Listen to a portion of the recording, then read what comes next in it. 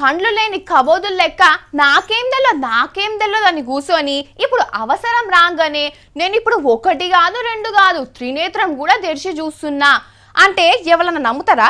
నమ్మరంతే. Same ఇట్లనే ఇన్ని రోజులు కారు చీకట్లో దాచుకొని కారుల జాగ దొరకంగానే పాత పార్టీ మీద ఎట్లా దుమ్మెత్తి పోస్తున్నాడో చూడండి ఈ పెద్ద మనిషి. వారెవా నోముల నరసింహులు అంటే నోముల నరసింహులే మోపాయిండు. జనం పుట్టి పెరిగినాక నోసుకుంటారు కానీ ఈయన పుడితేనే నోసుకొని పుట్టిండు. అట్లా ఎర్రజెండా పార్టీ మీద మన్నెత్తి పోసిండో లేదో ఇటు కారు గుర్తుల జాగి అనే ఇచ్చిండు కేసీఆర్. ఏండ్లకేండ్ల సంధి టికెట్ల కోసం కళ్ళల్లో ఒత్తులేసుకొని చూస్తున్న వాళ్ళకి రాని అదృష్టం నోముల నరసింహయ్య నోసుకోక ముందుకే వచ్చింది.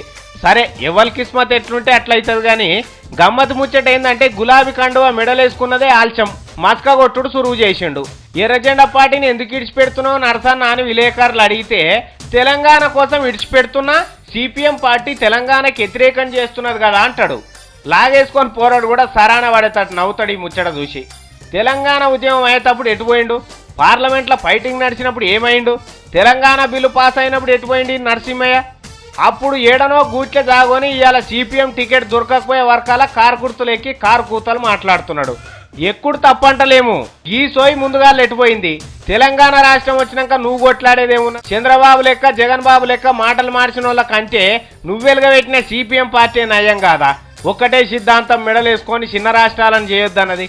ఏ పూటకా మాట మాట్లాడేటోళ్ళ కంటే సిపిఎం 100 వాళ్ళ నయమాయే. అదే పార్టీ నీకు భువనగిరి ఎంపీ టికెటో ఇంకేదన్నా అసెంబ్లీ టికెటో ఇస్తే అందువా ఈ మాట? టీఆర్ఎస్ పార్టీలో చేరుదువా?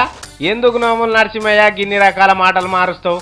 కమ్యూనిస్టు సిద్ధాంతాలలో పెరిగిన మనిషివి. ఇట్లా మాట్లాడితే మంచిది కాదే. ఆలోచన చేసుకోమంటున్నారు నీ జనం.